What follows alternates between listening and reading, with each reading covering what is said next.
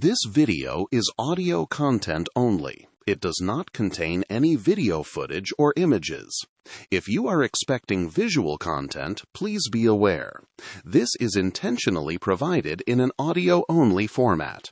We recommend listening to the audio rather than watching the screen. Thank you for your understanding. Welcome. Today, we're diving into the fascinating world of bandicoots, small marsupial mammals that hop through the forests and grasslands of Australia and nearby islands. These endearing creatures, with their pointed snouts and distinctive backward-facing pouches, have captivated scientists and nature lovers alike.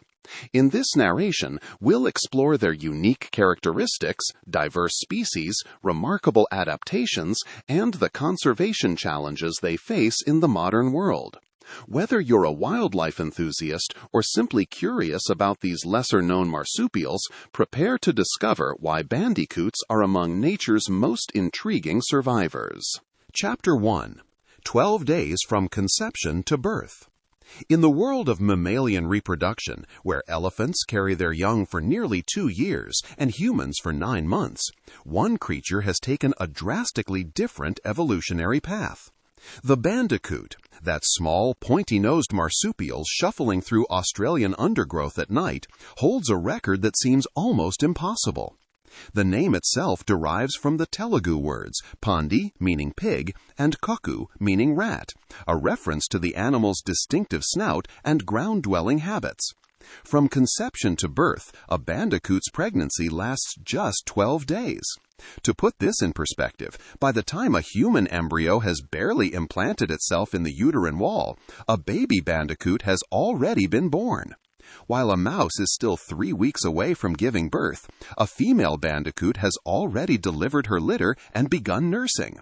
This is the shortest gestation period known to science for any mammal on Earth.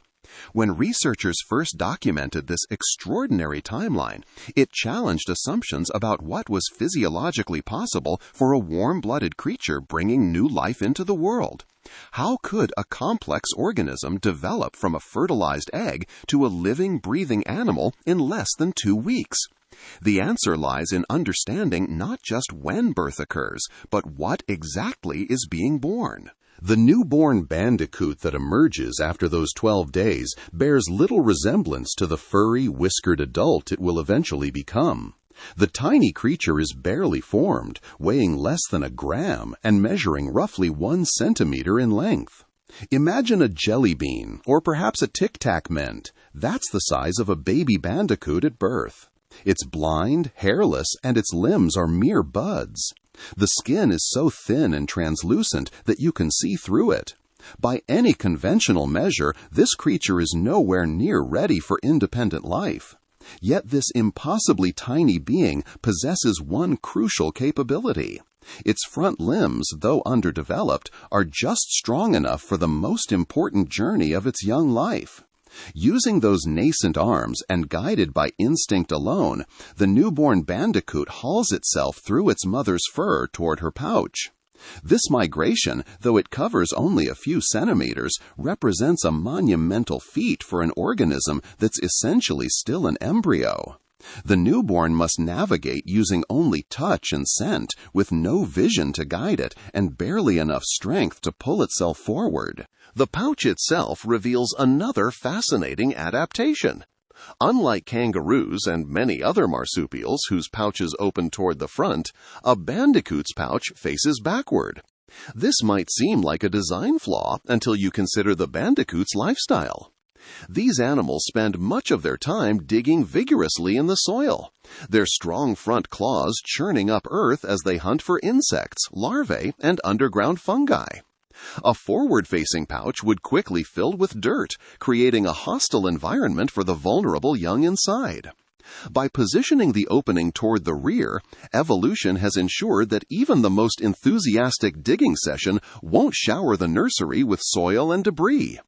Once the newborn bandicoot reaches this backward-facing sanctuary, it faces its next challenge, finding a teat. Inside the pouch, a female bandicoot has between 6 and 10 teats arranged in a semicircle. The newborn must locate one of these and attach itself, a process that requires precision despite the creature's rudimentary state of development. Once attached, the young bandicoot will remain connected to this teat for the next several weeks, drawing the nutrition it needs to transform from that translucent, barely formed creature into something recognizable as a small mammal. The pouch becomes the real location where development happens. While other mammals conduct most of their offspring's development internally, using a placenta to nourish the growing fetus, bandicoots have outsourced much of this process to external development in the pouch. This represents a fundamental difference in reproductive strategy, one that offers both advantages and challenges. Interestingly, bandicoots do possess a placenta during those brief 12 days of internal development. They have what scientists call a chorioallantoic placenta, which connects the developing embryo to the mother's uterine wall. This type of placenta is the same kind found in fully placental mammals like humans, dogs, and whales. However, in bandicoots, this placenta is much smaller and lacks the chorionic villi, the finger-like projections that create a large surface area for nutrient exchange in other mammals. The bandicoot's placenta, in addition to this chorioallantoic structure, also has the choriovitelline placenta common to all marsupials. This dual placental system is unusual, setting bandicoots apart even from their marsupial relatives. But why would evolution favor such an abbreviated pregnancy? What advantage could there possibly be to giving birth to offspring so underdeveloped that they couldn't survive more than minutes outside the protection of a pouch? The answer becomes clearer when you consider the environment in which bandicoots evolved and the challenges they face. Australia's climate can be harsh and unpredictable. Resources that are abundant one month might vanish the next due to drought or fire. For a small ground-dwelling mammal, the ability to reproduce quickly when conditions are favorable offers a significant survival advantage. By minimizing the metabolic investment in internal gestation, a female bandicoot can respond more flexibly to her environment. Bandicoots have low body temperatures and low basal metabolic rates compared to other mammals of similar size. This physiological adaptation complements their reproductive strategy. Consider what happens when food becomes scarce. A pregnant placental mammal must continue to nourish its developing fetus internally regardless of external conditions. The energy demands are fixed and unavoidable. If resources are insufficient, both mother and offspring may suffer. A bandicoot, on the other hand, has options. If conditions deteriorate after birth, the mother can abandon her pouch young with less metabolic loss than a placental mammal would experience by carrying a pregnancy to term under stressful conditions. This sounds harsh, but it's an evolutionary calculus that has proven effective over millions of years. By minimizing the metabolic investment before birth, the mother preserves her own survival, which means she can reproduce again when conditions improve. The rapid breeding cycle offers another advantage. In favorable conditions, a female bandicoot can produce multiple litters in a single year. After those 12 days of gestation and roughly 50 to 60 days of pouch development, the young bandicoots emerge and begin the transition to independence. Within just a few weeks after leaving the pouch, they're fully weaned. At 3 to 5 months of age, these young bandicoots are themselves capable of reproduction. A female bandicoot can potentially have a new litter every 7 to 8 weeks, though in practice most have 2 to 3 litters per year. This reproductive strategy creates the possibility of rapid population growth when conditions are right. The numbers involved in a single litter vary considerably depending on the species and environmental conditions. A female might give birth to anywhere from 1 to 7 young, though 2 to 4 is typical. Not all of these offspring will survive to maturity. The journey from birth to independence is fraught with danger, even in the relative safety of the mother's pouch. Disease, malnutrition, and developmental abnormalities claim many young bandicoots before they ever see the outside world. Those that do survive face their own set of challenges once they leave the pouch. At around 50 to 60 days old, the young bandicoots have grown too large to remain in their mobile nursery. They still need milk, however, so they don't achieve true independence at this stage. Instead, the mother creates a nest, a shallow depression in the ground lined with grass, leaves, and other plant material, hidden beneath dense vegetation or a log. The young bandicoots shelter in this nest during the day, while their mother is out foraging. She returns periodically to nurse them, and over the course of several more weeks, they transition from a diet of pure milk to solid food. By 2 to 4 months of age, these young bandicoots are ready to establish their own territories and begin the cycle anew. The entire process from conception to sexual maturity can occur in less than half a year. For comparison, a house mouse, another mammal known for rapid reproduction, requires about 10 weeks from conception to sexual maturity. The bandicoot's accelerated timeline gives it a significant reproductive edge. Male bandicoots, like males of most marsupial species, possess bifurcated penises, split at the tip into 2 branches. This anatomical feature corresponds to the female's paired reproductive tract, where she has 2 separate uteri rather than the single uterus found in placental mammals.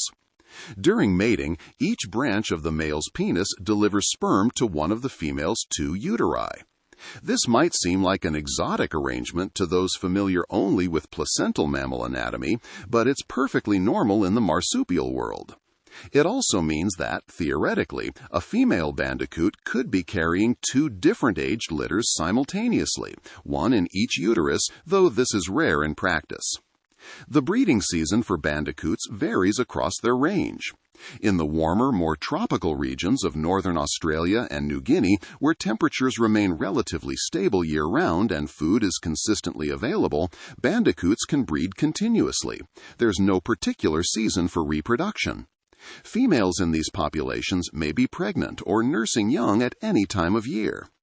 In more temperate regions, where seasonal variation affects food availability, breeding tends to peak following the autumn rains, when insect populations explode and underground fungi proliferate. This flexibility in breeding patterns reflects another advantage of the bandicoot's reproductive strategy. Because the metabolic investment in any single breeding attempt is relatively low, females can opportunistically reproduce whenever conditions permit. They're not locked in to a rigid seasonal schedule the way some mammals are. If an unexpected flush of resources appears, a bandicoot can take advantage of it by initiating another breeding cycle. If conditions worsen, she can pause reproduction without having already committed months of energy to developing fetuses. The fact that females can potentially be caring for one set of young while already pregnant with the next illustrates the production line efficiency of this system. Imagine a female bandicoot with pouch young that are nearly ready to emerge. Those young are perhaps 50 days old, furry and well-developed, their eyes open and their bodies nearly ready for the outside world. At the same time, this female might have already mated again and be in the early stages of her next 12-day pregnancy. When the older young leave her pouch, the next batch is only days away from birth, ready to take their place.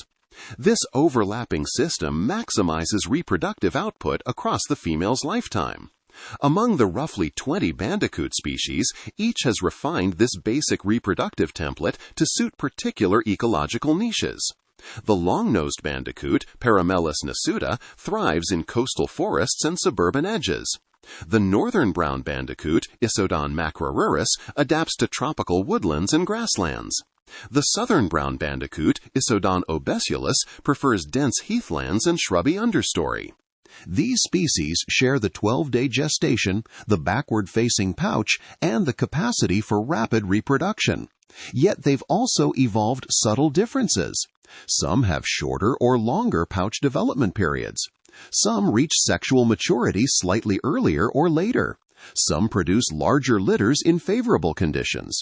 These variations represent fine-tuning of the basic reproductive machinery to match specific environmental conditions and ecological pressures.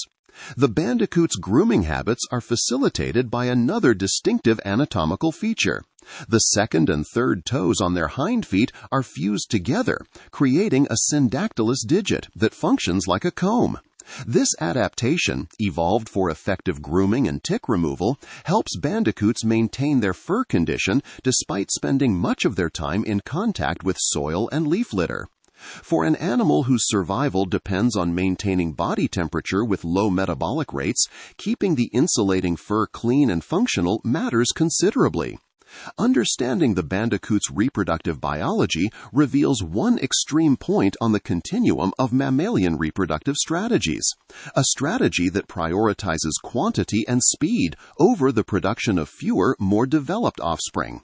It's a strategy that worked brilliantly for millions of years, allowing bandicoots to diversify and occupy habitats ranging from rainforest to desert. Whether this rapid-fire reproduction can compensate for the novel challenges facing these marsupials in a rapidly changing world remains to be seen. The reproductive machinery is impressive, but the question facing bandicoots now is whether being able to breed quickly will be enough when the threats they face are both persistent and unprecedented. Chapter 2: Nature's Gardeners. You step into your backyard one morning, perhaps to retrieve the newspaper or let the dog out, and notice something odd about your lawn. Small holes have appeared overnight, each one roughly the size of a tennis ball, scattered across the grass in no particular pattern. The holes themselves are distinctive, conical in shape, typically 5 to 10 centimeters deep, wider at the top and narrowing to a point at the bottom.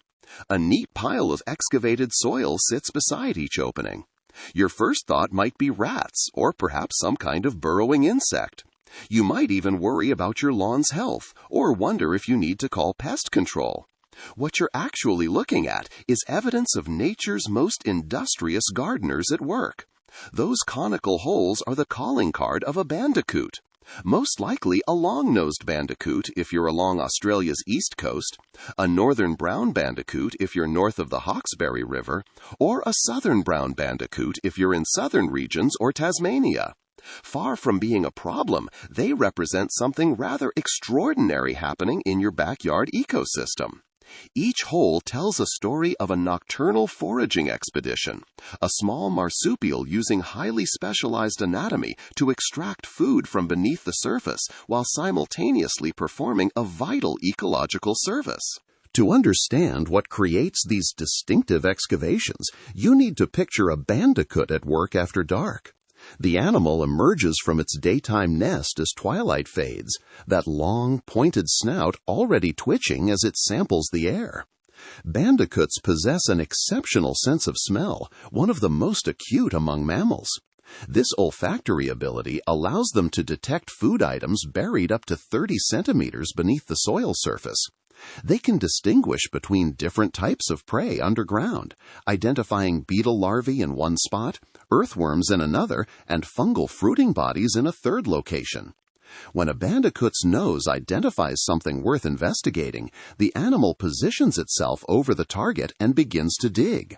The front feet, equipped with those strong, blunted claws, move with remarkable speed. The bandicoot scoops soil backward in rapid alternating strokes, left paw, right paw, left paw, right paw, creating a rhythmic excavation. The claws, shaped somewhat like small gardening trowels, are perfectly designed for this work. They're strong enough to break through compacted soil and root systems, but precise enough to excavate around delicate food items without destroying them.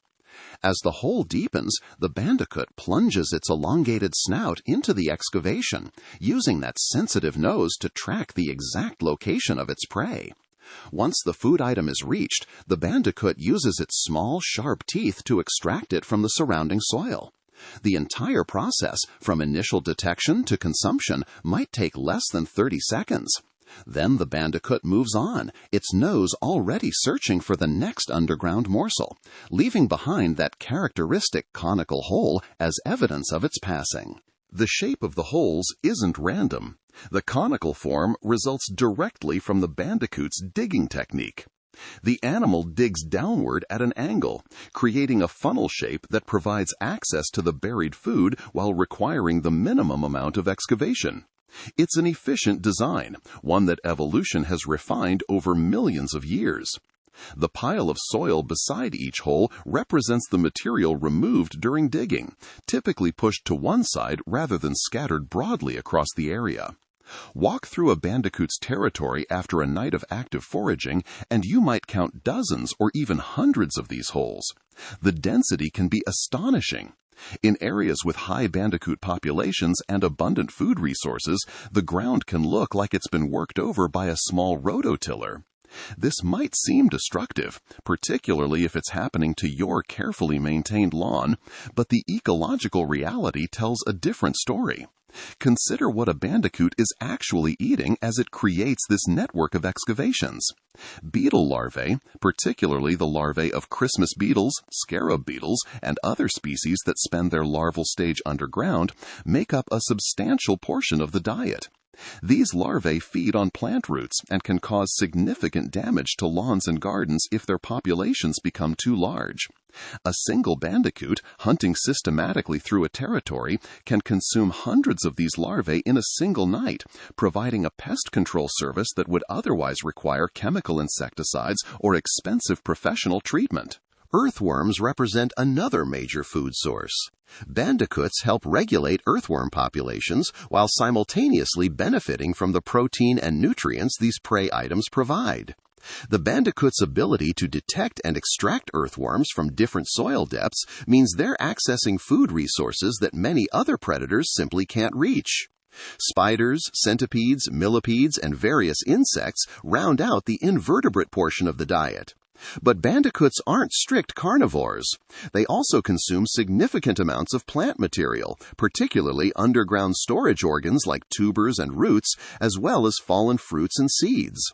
One particularly important category of plant food often goes unnoticed by casual observers: fungi. Bandicoots have a special relationship with underground fungi, particularly the truffle-like species that form mycorrhizal associations with plant roots. These fungi don't produce the familiar mushroom-shaped fruiting bodies that appear above ground. Instead, they fruit beneath the soil surface, forming lumpy, potato-like structures that release their spores underground. For the fungi, this creates a problem. How do you disperse spores if your fruiting bodies never reach the surface where wind or rain might carry them to new locations? The solution involves animals like bandicoots. The underground fruiting bodies produce distinctive aromatic compounds that attract mammals. Bandicoots excavate and eat these fungal fruits, attracted by their smell and presumably their taste.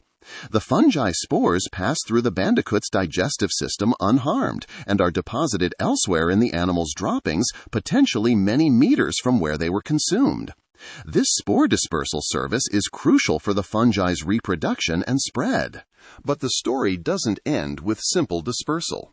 These mycorrhizal fungi form partnerships with plant roots, extending the root system's effective reach and helping plants absorb water and nutrients, particularly phosphorus, from the soil.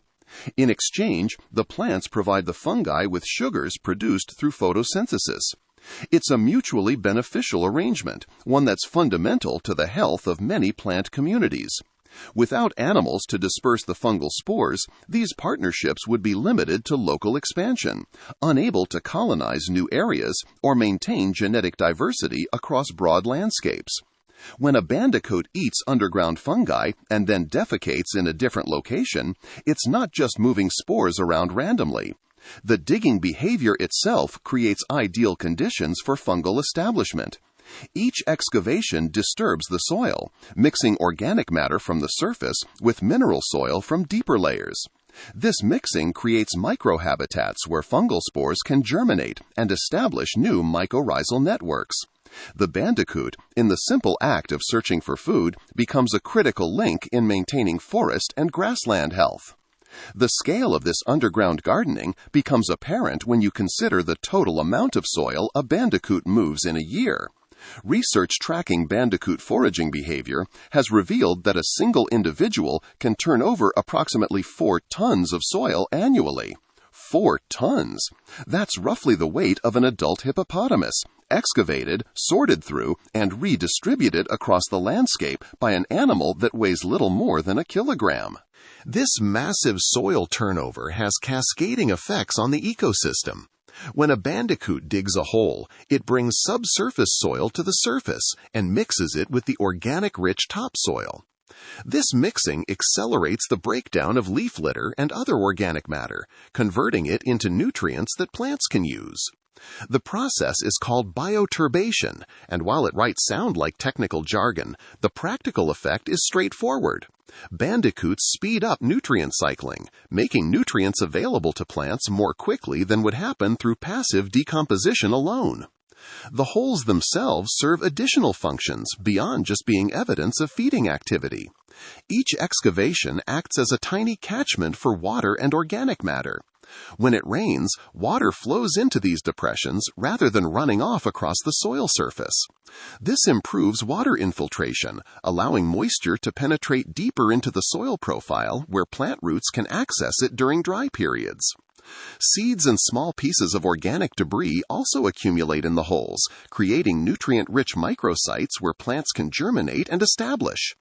The soil disturbance also improves aeration. Compacted soil, whether from foot traffic, heavy rainfall, or just the weight of the soil itself over time, can become dense and airless. Plant roots need oxygen to function properly, and many beneficial soil microorganisms are aerobic, requiring oxygen for their metabolic processes. When a bandicoot's claws churn through compacted soil, they create channels and voids that allow air to penetrate. This aeration benefit extends well beyond the immediate site of each excavation, as the disturbed soil settles into a looser, more porous structure. In suburban and urban areas where bandicoots have adapted to living alongside humans, this ecosystem service continues. Long-nosed bandicoots foraging through Sydney's suburban gardens provide the same soil benefits as their counterparts working through pristine bushland. The beetle larvae being extracted from beneath a lawn are the same species that, if left unchecked, would damage the grass roots. The fungal spores being dispersed can establish mycorrhizal partnerships with garden plants just as readily as with native vegetation. Yet the human response to finding these holes in a manicured lawn is often negative. The irony is that many of the cosmetic lawn treatments homeowners apply actually make their properties more attractive to bandicoots, not less. Well-watered, fertilized lawns support larger populations of invertebrate prey, particularly during warm, moist periods when beetles and other insects are actively breeding. A bandicoot's nose can detect this abundance, and the soft, moist soil of a maintained lawn is easier to dig through than the dry, compacted soil of neglected areas. The very conditions that create the perfect suburban lawn also create perfect bandicoot foraging habitat. For homeowners willing to look past the cosmetic disruption of those conical holes, coexisting with bandicoots offers rewards. Beyond the pest control and soil health benefits, there's the simple pleasure of knowing that native wildlife is thriving in your backyard. Bandicoots are shy animals, and actually seeing one requires patience and usually a red-filtered torch, since white light tends to startle them. But you might hear them working at night, particularly if you step outside after dark and stand quietly. The sounds of a foraging bandicoot are surprisingly evocative. There's the rustle of vegetation as the animal moves through undergrowth, a sound that could easily be mistaken for a much larger creature. There's the rapid scratch, scratch, scratch of claws on soil during excavation. And then there are the vocalizations. Bandicoots aren't completely silent while they forage. They produce soft grunting sounds, apparently expressions of satisfaction when they locate food. These grunts are low-pitched and rhythmic, almost pig-like. If a bandicoot is startled or disturbed while foraging, the vocalizations change. The contentment grunts give way to high-pitched squeaks or warning snuffles. The animal might freeze momentarily, evaluating the threat, before either resuming foraging if it determines the disturbance is harmless, or fleeing with surprising speed back toward cover. Those powerful hind legs that seemed oversized for such a small animal prove their worth as the bandicoot bounds away in a gait somewhere between a hop and a gallop. For gardeners interested in attracting bandicoots or supporting existing populations, the requirements are straightforward. Dense ground cover provides essential shelter. Bandicoots need places to hide during the day and retreat to if threatened. Shrubs with low, dense foliage work well, as do thick plantings of native grasses. Leaving some areas of the garden slightly wild, with layers of leaf litter and fallen branches, creates habitat complexity that bandicoots prefer. These messy edges and shaggy corners might not fit conventional garden aesthetics, but they're exactly what bandicoots need. Avoiding rodenticides is crucial. Bandicoots are sometimes mistaken for rats by people who've never seen one clearly, and this misidentification can lead to tragedy. Rat baits don't distinguish between introduced rodents and native marsupials. A bandicoot that consumes poisoned bait or that eats invertebrates which have themselves consumed bait can die from the toxins. The same applies to snail and slug baits, many of which are also toxic to mammals. Domestic pets represent another significant challenge for suburban bandicoots. Cats, whether pets or feral, are efficient hunters that find bandicoots easy prey. A bandicoot focused on digging, nose buried in soil and attention concentrated on detecting underground food, is vulnerable to ambush. Dogs, particularly terriers and other breeds with strong prey drives, will chase and often kill bandicoots. Keeping cats indoors at night and supervising dogs in areas where bandicoots are active dramatically reduces this threat. The presence of bandicoots suggests that despite development, despite habitat modification, enough ecological integrity remains to support these specialized marsupials. It means there are still insects in the soil, still fungi fruiting underground, still dense vegetation providing shelter. It means the local ecosystem retains enough of its original character to sustain native wildlife through their complete life cycle. Those conical holes scattered across a suburban lawn are evidence that something important and valuable persists, that the natural processes that shaped this landscape for millions of years haven't been completely erased by human modification. What would happen if bandicoots disappeared from an area? In the short term, probably very little that most people would notice. The grass would keep growing, the trees would continue their seasonal cycles. But beneath the surface, subtle changes would accumulate. Soil compaction would increase gradually as the constant churning and mixing stopped. Fungal diversity might decline as spore dispersal became more limited. Invertebrate pest populations could increase without their major nocturnal predator. Nutrient cycling would slow as the bioturbation ceased. Over years and decades, these small changes would compound, and the ecosystem would be measurably different, measurably poorer, for the absence of those busy nocturnal gardeners. The question becomes whether we value the services these animals provide enough to tolerate the occasional disruption to our aesthetic preferences, or whether the perfect lawn matters more than the hidden complexity of the ecosystem beneath it. Chapter 3. Island Arks. When European settlers first arrived on the Australian continent in the late 18th century, bandicoots were everywhere. They shuffled through forests from the tropical north to the temperate south, dug their distinctive holes in grasslands stretching across the interior, and foraged along coastal heathlands from east to west. Indigenous Australians had lived alongside these marsupials for tens of thousands of years, incorporating them into dreamtime stories and seasonal food sources. The land supported roughly 20 distinct bandicoot species, each adapted to particular habitats and ecological niches. This abundance would not last. The ships that brought European colonists carried more than human passengers and their belongings. They brought foxes, deliberately introduced in the 1850s for the sport of fox hunting, a recreation the colonists missed from their homeland. They brought cats, both as ship's companions and as household pets that inevitably established feral populations. They brought dogs that escaped or were abandoned to form wild packs. These predators, unleashed into an ecosystem that had evolved without them, would fundamentally reshape the Australian mammal fauna in less than 2 centuries. For bandicoots, the timing of this invasion couldn't have been worse. Their size placed them in what ecologists now call the critical weight range, a body mass between 35 grams and 5.5 kilograms, where Australian mammals have experienced the highest extinction rates over the past 200 years.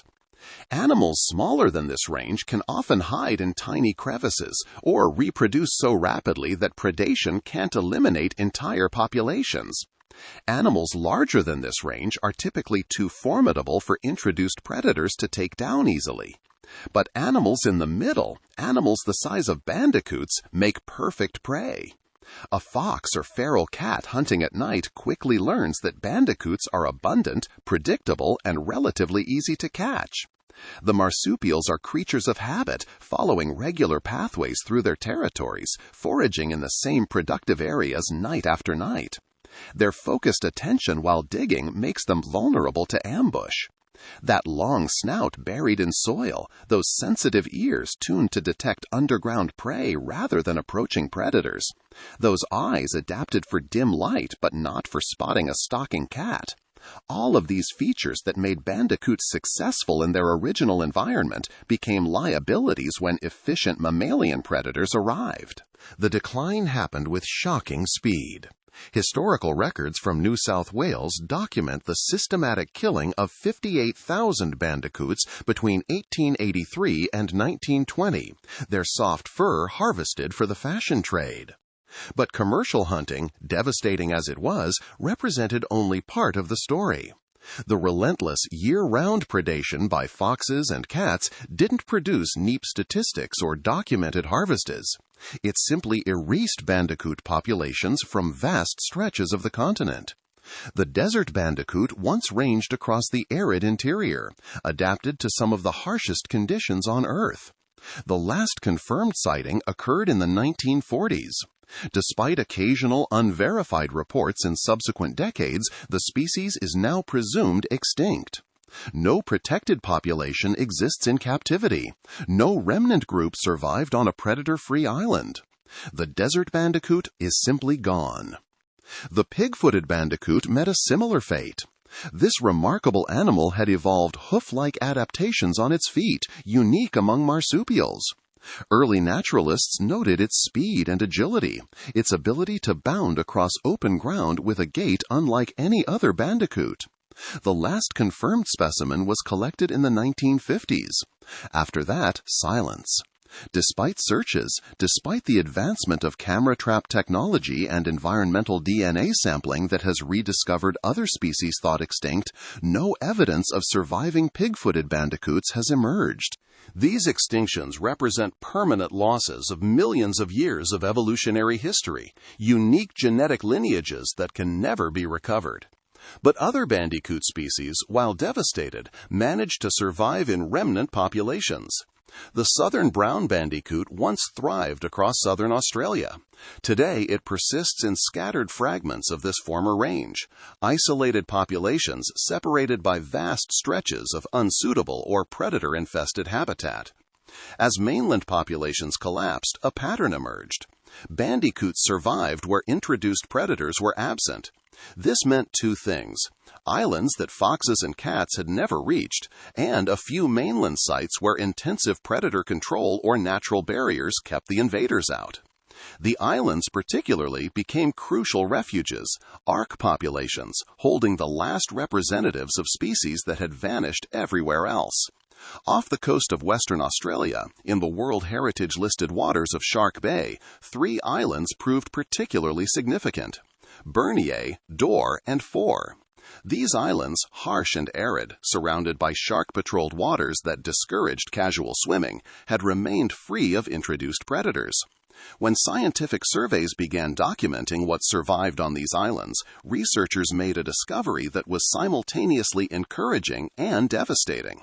Several mammal species that had disappeared from the mainland persisted on these remote refuges. Among them was the Shark Bay bandicoot, also known as the western barred bandicoot, the smallest bandicoot species, weighing approximately 220 grams at maturity.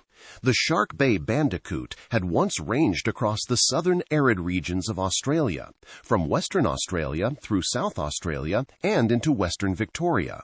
By the mid-20th century, they existed only on those 3 islands in Shark Bay, their total population numbering in the low thousands. Life on the islands provided safety, but also imposed constraints. The populations were small, raising concerns about genetic diversity and inbreeding. The islands offered limited habitat diversity and were vulnerable to catastrophic events like severe storms or introduced diseases. Scientists documented cases of papillomas and carcinomas affecting bandicoots on Bernier Island, lesions that required careful monitoring to prevent disease from spreading through the already vulnerable population. The islands also offered no path back to the mainland. Unlike birds that might colonize new areas by flying across water barriers, bandicoots were effectively marooned. Natural recolonization of the mainland was impossible as long as foxes and cats dominated those landscapes. The species had reached an evolutionary dead end, safe for the moment, but with no prospects for recovering its former range or ecological significance beyond those small islands. This is the conundrum that conservation biologists face with island refuge populations. The islands serve a crucial role as lifeboats, preventing complete extinction when mainland populations crash. But a species confined to a few small islands exists in a precarious state, vulnerable to stochastic events and unable to fulfill its ecological role across its former range. The solution requires creating new refuges, areas where the species can thrive without the constant pressure of introduced predators. In recent years, technology and conservation strategy have advanced to make this possible. Large-scale predator-proof fencing, constructed with buried skirts to prevent digging and overhanging sections to prevent climbing, can create mainland islands, areas within the Australian continent where introduced predators are excluded. Combined with ongoing monitoring and rapid response to any predator incursions, these fenced sanctuaries offer the possibility of establishing new populations outside the island refuges. The Australian Wildlife Conservancy, working in partnership with New South Wales National Parks and Wildlife Service, identified the Pilliga State Conservation Area in northern New South Wales as a potential site for Shark Bay Bandicoot reintroduction. The area features a 5,800-hectare fenced reserve, large enough to support a viable population while providing the predator-free conditions the bandicoots required. In August 2023, 66 Shark Bay Bandicoots were captured on their native islands and transported more than 3,000 kilometers to this new home in New South Wales. The translocation required meticulous planning. Each bandicoot was captured, health-checked, and fitted with identification markers. Genetic samples were taken to ensure the founding population represented adequate diversity. The animals were then transported in climate-controlled conditions to minimize stress during the long journey. Upon arrival at Pilliga, they were released at multiple sites across the reserve to allow them to establish territories without excessive competition in any single location. The critical question was whether these island-adapted bandicoots could successfully transition to the very different environment of inland New South Wales. Would they find adequate food? Would they establish breeding territories and reproduce? Initial monitoring provided encouraging signs. Remote cameras captured images of the released bandicoots exploring their new environment and exhibiting normal foraging behavior. But the true test would come when the breeding season arrived. In August 2024, 1 year after the initial release, field ecologists returned to conduct a systematic survey. Using bait stations made of peanut butter, oats, and fish, they attracted bandicoots into areas where they could be observed and counted. The results exceeded expectations. 85 bandicoots were recorded during the survey, 19 more than the original 66 released. More importantly, the population structure told a story of successful breeding. 41 were adult females in breeding condition. 44 were young bandicoots born within the reserve since the initial release. Then came the image that conservation biologists dream about. A motion-triggered camera captured a female bandicoot moving through the frame with 3 tiny offspring following close behind. The youngsters, each about the size of a tennis ball, scrambled to keep pace with their mother as she led them through the reserve's vegetation. The image provided concrete evidence that the reintroduced bandicoots were successfully raising young. The Pilliga population wasn't the only reintroduction effort underway. In November 2025, 20 Shark Bay Bandicoots were released into Mallee Cliffs National Park in southwestern New South Wales, east of Mildura. This site encompasses a 9,750-hectare predator-free fenced area, the largest mainland sanctuary in Australia. The Mallee Cliffs release represented the 9th mammal species reintroduced to this reserve since 2019. Each of the released bandicoots at Mallee Cliffs received appropriately themed names. 15 were fitted with radio transmitters attached to their tails, and the tracking team gave them shark-themed names: Lemon, Tiger, Goblin, Whale, and Bruce, the reformed great white from Finding Nemo. These transmitters allowed researchers to monitor the bandicoots' movements and survival during the critical establishment period. These reintroductions represent the reversal of a historical tragedy. Species driven from the mainland by introduced predators are being returned to protected sites where they can resume their ecological roles. After more than a century of absence, mainland ecosystems are regaining these crucial ecosystem engineers. Yet the success of these reintroductions depends entirely on the fences. A single breach that allows a fox or feral cat into the sanctuary could devastate the population before the problem is detected and corrected. The fences require constant maintenance and monitoring. Staff conduct regular patrols, checking for digging at the fence line or damage from falling branches. Motion sensors and cameras detect any animal approaching the fence, and rapid response teams are ready to address potential incursions immediately. This creates a paradoxical situation. The species is expanding back into mainland Australia, but only into highly managed enclosures that require constant human intervention to maintain. The bandicoots aren't truly wild in the sense of existing independently of human support. This raises philosophical questions about what conservation success actually means. Is a species truly recovered if it can only survive within fenced refuges? From the bandicoot's perspective, the distinction probably doesn't matter much. The Shark Bay bandicoots at Pilliga are foraging, breeding, and living out their natural behaviors in an environment that, within the fenced boundaries, provides everything they need. They have no awareness of the fence's existence or the staff maintaining it. From an ecosystem perspective, the fenced sanctuaries restore at least some of the ecological functions that bandicoots historically provided. The bandicoots interact with native predators like owls and monitors that can access the sanctuaries by flying or climbing over the fences. The ecosystems inside the fences are not perfect replicas of pre-European conditions, but they're measurably more complete than they were without bandicoots. And perhaps most importantly, the island populations and fenced sanctuaries provide source populations for potential future reintroductions. If technological advances or changed management approaches ever make it possible to control introduced predators across larger landscapes, the option exists to expand bandicoot populations beyond the current refuges.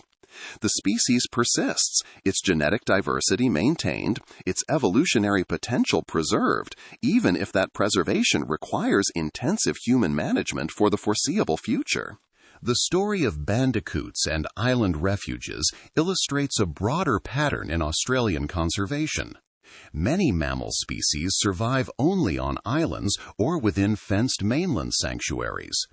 The brush-tailed bettong, the bridled nail-tail wallaby, the numbat, the greater stick-nest rat all tell similar stories of mainland collapse followed by tenuous survival in protected refuges.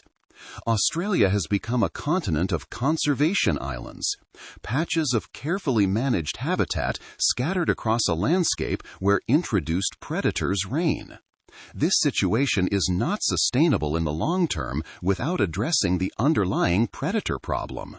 The fences are expensive to build and maintain. They require ongoing funding and staff commitment.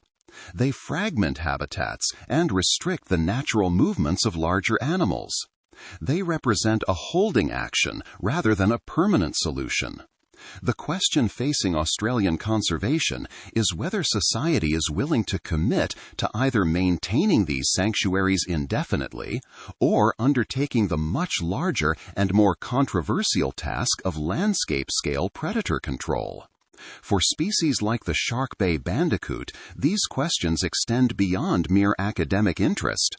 The islands in Shark Bay continue to support the core populations, several thousand individuals that remain secure as long as predators stay away from those shores.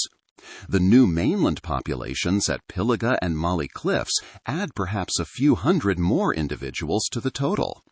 Other reintroductions are planned for additional sites. But the species remains entirely dependent on these refuges, natural or artificial. One disease outbreak, one catastrophic fire, one funding cut that leads to fence maintenance lapses, and populations could vanish. What happens next will determine whether this chapter in Bandicoot conservation represents a temporary reprieve or the beginning of genuine recovery. Chapter 4. Sheepdogs, Superhighways, and Community-Led Conservation.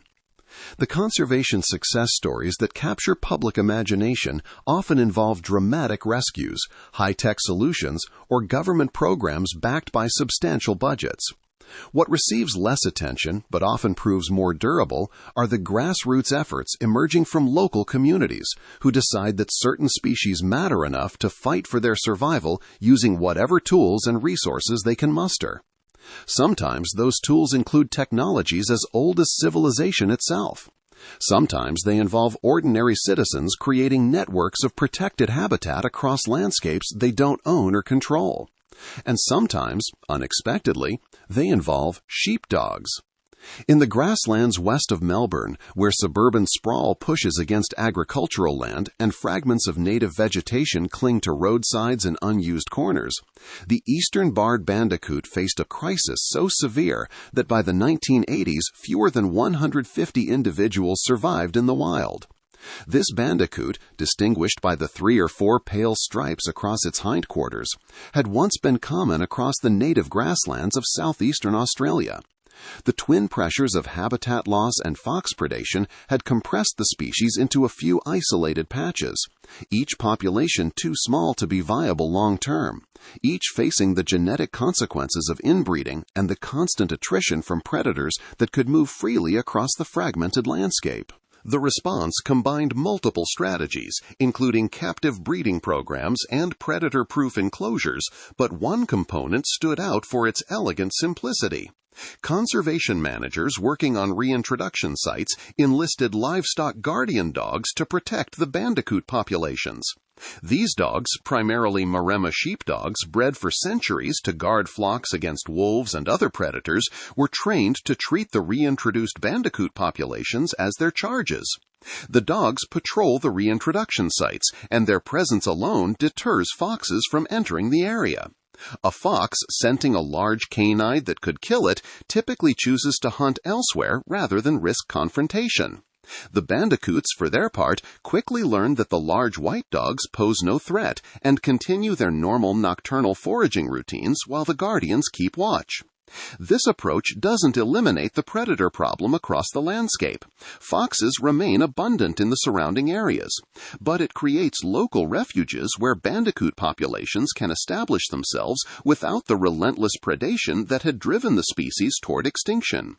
The dogs require training, care, and ongoing management, but they provide a relatively low-cost solution that works continuously, night and day, without requiring electric fences or constant human presence. It's conservation through partnership between species, using the guardian instincts bred into domestic dogs to protect a marsupial those dogs' wild ancestors would have hunted.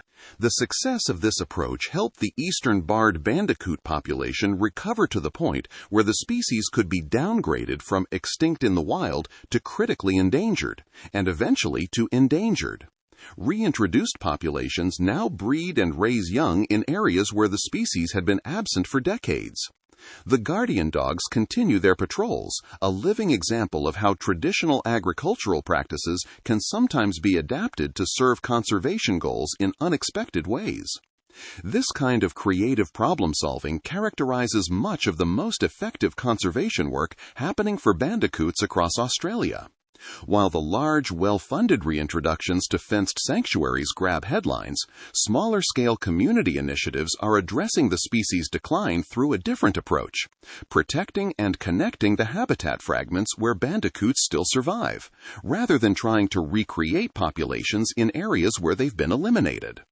In the Adelaide Hills region of South Australia, the Mount Lofty Ranges rise from the coastal plains, creating a landscape of steep valleys, wooded hillsides, and agricultural land carved into the natural vegetation over the past 2 centuries. This area represents a biodiversity hotspot, home to species found nowhere else, but also a landscape under enormous pressure from urban expansion, agricultural intensification, and the ubiquitous presence of introduced predators. Within this complex mosaic, scattered populations of southern brown bandicoots persist, isolated from each other by cleared farmland, roads, and suburban development. The southern brown bandicoot is smaller and shyer than the long-nosed bandicoot that adapts relatively well to urban edges. Southern browns need thick ground cover, prefer undisturbed habitat, and are less tolerant of human presence. Their populations in the Adelaide Hills had been declining for decades, fragmented into islands of suitable habitat separated by hostile territory where foxes and cats prowled and vehicles created deadly barriers to movement. Each population was small, perhaps a few dozen individuals at most, and genetic analysis suggested that many were becoming inbred, lacking the diversity that populations need to adapt to changing conditions and resist disease. A community-led initiative that came to be known as the Bandicoot Superhighway project emerged from this crisis in the late 2010s. The project wasn't initiated by a government agency or large conservation organization, though both would eventually become involved. Instead, it grew from local residents, land care groups, and community naturalists who recognized that these bandicoots represented something worth preserving, and that the trajectory was clearly toward local extinction unless something changed. The concept underlying the project is elegantly simple. Rather than trying to protect each isolated population separately, why not connect them? If corridors of suitable habitat could link the scattered populations, bandicoots could move between patches, genes could flow through the metapopulation, and the species would function as one large population rather than many small ones. The challenge was that creating these connections required cooperation across dozens of private properties, public lands, roadsides, and reserves, each with different owners, different management priorities, and different levels of willingness to participate in conservation work. The project began with mapping. Volunteers and scientists worked together to identify where southern brown bandicoots survived in the Mount Lofty Ranges, using a combination of historical records, recent sightings, and systematic surveys. Remote cameras were deployed at sites with suitable habitat. Trained volunteers learned to identify the distinctive conical digging holes that indicate bandicoot presence. Property owners were interviewed about whether they'd seen evidence of bandicoots on their land. Slowly, a picture emerged of a population distributed across dozens of sites, most separated from each other by gaps of unsuitable habitat ranging from a few hundred meters to several kilometers. The next phase involved designing potential corridors. These didn't need to be continuous strips of pristine habitat.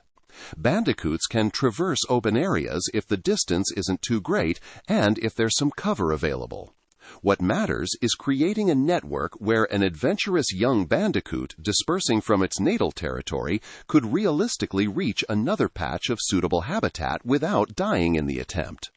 This meant identifying strategic parcels of land where habitat restoration would create stepping stones, and working with landowners to implement that restoration. This is where the community-led nature of the project proved essential. Top-down conservation often struggles to gain traction on private land, where property owners may resist what they perceive as external interference with how they manage their land. But when neighbors approach neighbors, when the project is framed as a community initiative rather than a government mandate, resistance often transforms into enthusiasm. Landowners who might have been skeptical about changing their management practices to benefit an animal many had never seen became willing participants when they understood the broader story, that their property held part of the last population of a species that had once been common, that their cooperation could make the difference between survival and local extinction, and that the work required wouldn't impose unreasonable burdens. The on-ground work took multiple forms. Some properties needed vegetation restoration, planting native shrubs and grasses that would provide the dense ground cover southern brown bandicoots require.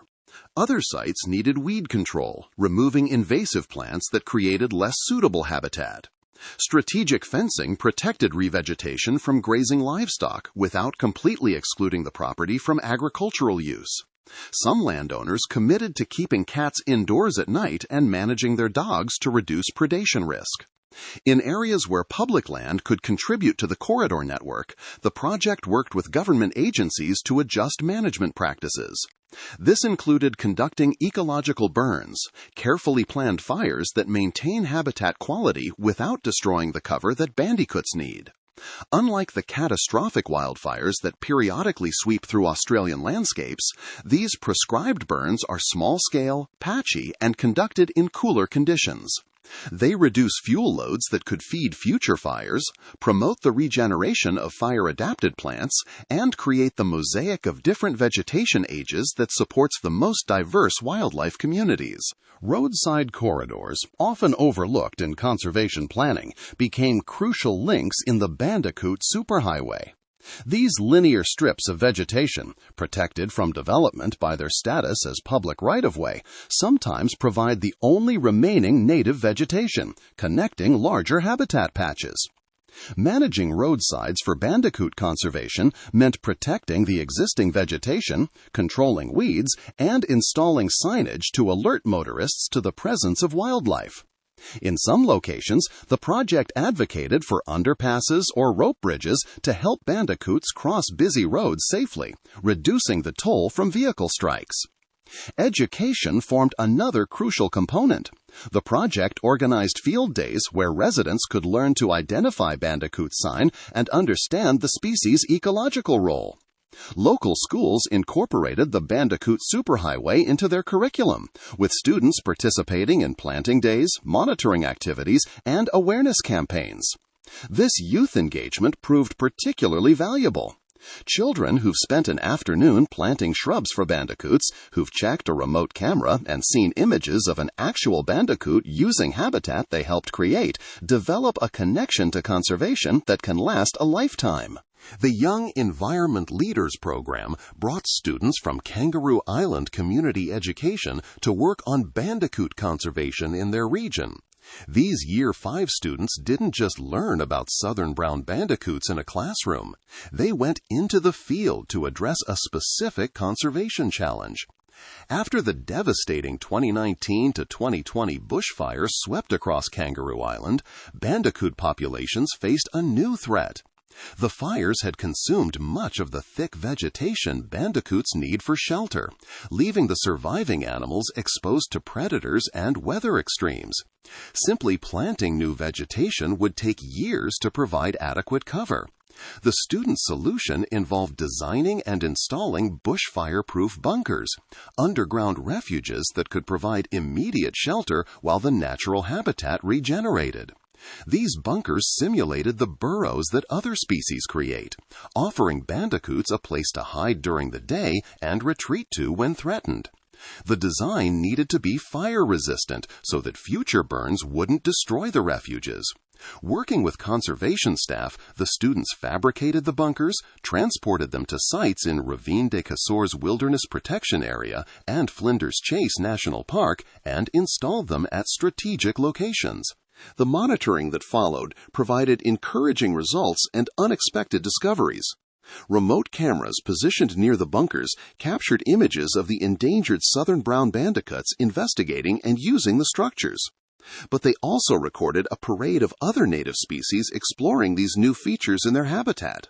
Brush-tailed possums peered into bunker entrances. Ring-tailed possums ventured inside. An endangered kangaroo island echidna, a subspecies found nowhere else, pushed its way into a bunker, perhaps finding it suitable for one of the shelter sites echidnas use as they move through their territories. Rosenberg's goannas, large monitors whose last stronghold is Kangaroo Island, checked out the installations with reptilian curiosity. Even the critically endangered Kangaroo Island dunart, a mouse-sized marsupial carnivore teetering on the edge of extinction, appeared on the cameras. And perhaps most remarkably, pygmy possums, tiny marsupials that fit in the palm of a hand, found the bunkers suitable shelter. The conservation intervention, designed specifically for bandicoots, was providing benefits across the entire native animal community, an example of how protecting one species often creates positive effects that ripple through the ecosystem. Back on the mainland, the Bandicoot Superhighway project continued expanding its network of protected and restored habitat. By the early 2020s, the project had engaged dozens of community groups, hundreds of individual landowners, and multiple government agencies. Habitat restoration occurred on more than 70 properties. Thousands of native plants had been installed. Predator control operations targeting foxes intensified in core Bandicoot areas, with contractors collecting fox scaps that were analyzed using environmental DNA techniques to determine whether bandicoots remained on the predator's menu. The project also had to address threats that emerged from recreational activities. Mountain biking trails had proliferated through some of the habitat fragments, and the constant traffic was disturbing bandicoots and potentially damaging their burrows. Horse riding in conservation areas created similar impacts. The project worked with recreation groups to designate trails that minimized impacts on sensitive habitat and encouraged riders and cyclists to stick to designated routes rather than creating new tracks through prime bandicoot territory. Economic development pressures presented ongoing challenges. The Adelaide Hills remain desirable for residential development, and each new subdivision carved out of the landscape fragments habitat further and introduces more domestic cats and dogs into areas adjacent to bandicoot populations. The project advocated for development planning that considers wildlife corridors, for regulations requiring cat containment in properties near bandicoot habitat, and for preserving key parcels of land as conservation reserves rather than releasing them for development. Funding for community-led conservation perpetually creates uncertainty. Unlike national parks or formal reserves with dedicated budgets, projects like the Bandicoot Superhighway depend on competitive grants, donations, and the volunteer time of community members. There's no guarantee that funding will continue year to year, which makes long-term planning difficult and creates the risk that successful initiatives could collapse if financial support disappears. The project addressed this partly through diversifying funding sources, securing support from local councils, state environmental agencies, philanthropic foundations, and corporate partnerships. One brewery collaborated with the project, creating a limited edition beer with a portion of proceeds supporting habitat restoration. These creative funding approaches helped sustain the work but required constant effort to maintain. As the project matured, assessment of its ecological outcomes became possible. Surveys conducted before and after habitat restoration at specific sites documented increases in bandicoot activity. Properties where predator control had been implemented showed higher bandicoot survival rates than nearby areas without fox management. Most encouragingly, genetic analysis of bandicoot populations suggested that gene flow was beginning to occur between previously isolated groups, indicating that the corridor approach was working to reconnect the fragmented populations. The project also documented ecosystem-level benefits beyond the bandicoots themselves. The thousands of native plants installed as part of corridor creation provided habitat for native birds, insects, and other wildlife. Reduced cat and fox numbers benefited other small native mammals and ground-nesting birds. The ecological burns conducted as part of habitat management reduced fuel loads in a region prone to catastrophic wildfires, potentially protecting both wildlife habitat and human properties from future fires. Similar community-led initiatives emerged in other regions facing bandicoot decline. In Tasmania, community groups work to protect eastern barred bandicoot populations around Hobart. In Victoria's western grasslands, land care networks collaborated on habitat restoration for southern brown bandicoots. Near Sydney, residents organized to protect northern brown bandicoot populations in suburban reserves. Each initiative adapted the approach to local conditions, but all shared common elements: community ownership of the conservation work, collaboration across property boundaries and jurisdictional lines, practical on-ground actions to improve habitat and reduce threats, and sustained effort over years rather than one-off interventions. The contrast with purely government-led conservation can be instructive. Government programs bring essential resources, scientific expertise, and regulatory power. They can create formal protected areas, enforce environmental laws, and fund research at scales beyond community capacity. But they often struggle with the flexibility and local knowledge that community initiatives provide. A government agency might take years to approve a habitat restoration plan, navigate bureaucratic requirements, and implement the work. A community group can have volunteers planting trees within weeks of identifying a site. The most effective conservation increasingly involves partnerships that combine government resources with community action.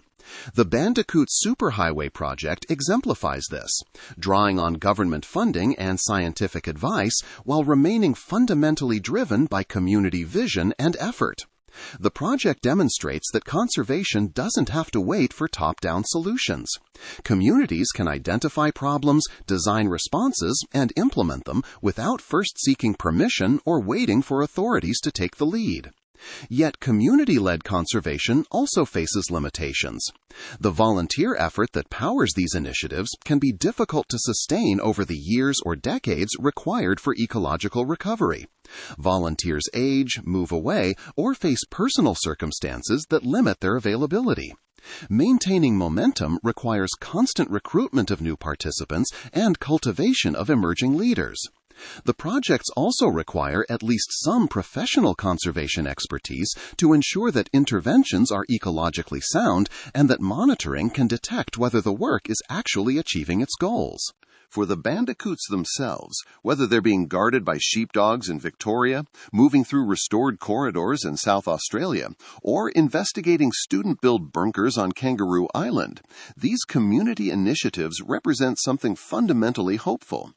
They demonstrate that the trajectory toward extinction is not inevitable, that local communities can generate the will and resources to reverse decline, and that conservation can emerge from ordinary people deciding that certain species are worth the effort required to ensure their survival. The question is whether these scattered initiatives can scale to match the magnitude of the challenges facing bandicoots and so many other species across a continent where conservation increasingly depends on whether communities recognize that the presence of these night-active marsupials digging their conical holes represents something valuable enough to defend. The Bandicoot's story encapsulates the challenges facing Australia's unique wildlife and the possibilities for their recovery. These marsupials, with their impossible 12-day pregnancies and prodigious capacity to reshape landscapes, represent millions of years of evolution finely tuned to Australian conditions. Yet within 2 centuries, introduced predators nearly erased them from the continent, forcing survivors onto island refuges and behind predator-proof fences. What emerges from this crisis is ultimately hopeful. From guardian sheepdogs to student-built bunkers, from island translocations to community corridor networks, people are finding creative ways to ensure bandicoots persist. These efforts remind us that conservation doesn't require accepting inevitable decline. It requires recognizing that those conical holes in the soil, those nocturnal shufflings through undergrowth, represent something irreplaceable, something worth defending. The question facing us now is whether we value what bandicoots contribute to their ecosystems enough to sustain the work required to secure their future. Thank you for listening.